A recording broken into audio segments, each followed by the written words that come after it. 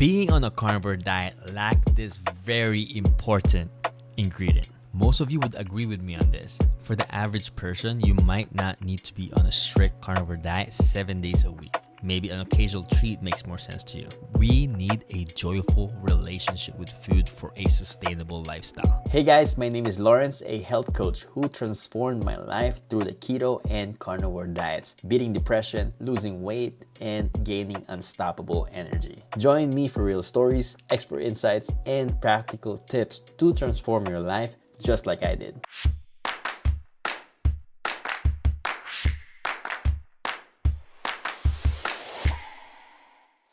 Let's talk about it, how to make it work without falling off track. Although, believe it or not, a good percentage of people on a strict carnivore diet do it and treat it as medicine. Just imagine your doctor saying, hey, you're gonna be on this medicine for a while for a chronic disease, and all of a sudden, this diet called the carnivore diet heals your chronic disease. You don't need to be on medication anymore. That's the power of the carnivore diet. In my first year of the carnivore diet, I was one of them.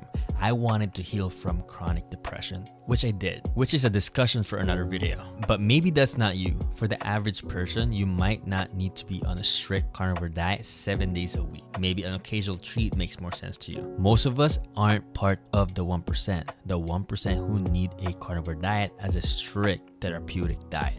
But if your goal is to improve health, an occasional treat might actually help you stick to the plan. That's the key, understanding your goal. If you don't know why you're doing this, it's going to be a hard road for you. For me, my routine is non-negotiable. I follow a 6 strict carnivore days, and then I might allow myself a day to relax. The trick is to keep that treat within limits. Sure, I might wake up a little bloated the next day, but that small treat might actually energize me for another week of healing. And for some people, that may keep the lifestyle sustainable. The biggest mistake I see people make is not having a clear plan.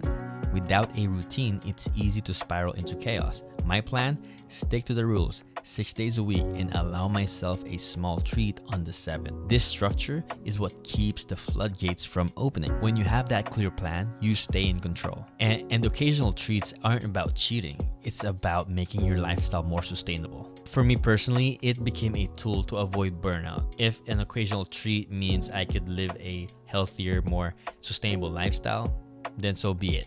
Hey guys, let me interrupt this video for a second. I promise it will be quick. I was talking about having a plan, and let me tell you about this planner I have in my hands right now. This is called the Daily Christian Planner, and the reason why I love this so much is there's long-term goals here. You can write your medium-term goals and your short-term goals, and also there's a monthly review, a weekly review, and a daily review. And if you're a Christian, there's also weekly sermon notes here and weekly reflection. This not only strengthens your relationship with food, relationship with your lifestyle, this can also strengthen your relationship with God.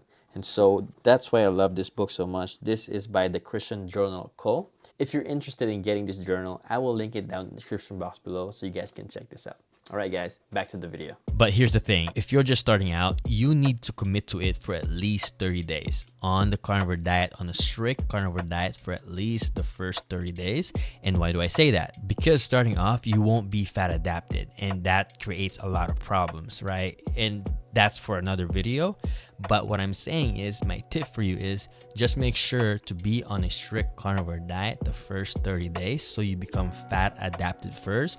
That means that you are more efficiently in burning fat for fuel, and then maybe think about doing this. Being fat adapted and being efficient in burning fat for fuel after 30 days or maybe even 60 days, that means that having that occasional treat might not even kick you out of ketosis. So what do you expect if you have that occasional treat and if you're not fat adapted?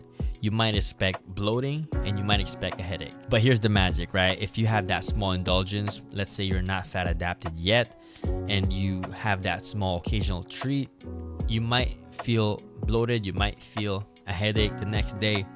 But if that makes it more sustainable for you, at the end of the day, out of the 7 days you're eating healthy for 6 days, I'll take it. But hey, it's not for everybody. Some of you might love the consistency of being on a strict carnivore diet, and you might not even need the occasional treat. All good. But for somebody who needs that occasional treat to stay committed 9% of the time, that's still a win. Look, whether you go strict or enjoy a treat now and then, the most important thing is you know your goal and you know how to stick to the plan, right?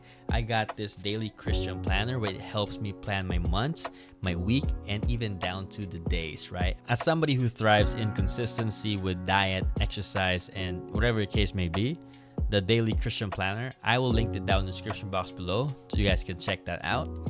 And again, guys, if you're finding value in this video, make sure you like it. And if you want to learn more about the carnivore lifestyle, make sure you subscribe. I'm going to put out more content out there.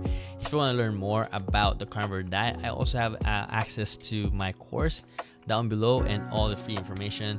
Make sure you check it out, guys. The channel is growing. We're almost at the 1K subscriber count. And thank you guys so much for the support. I appreciate it, guys. Till next time. Peace.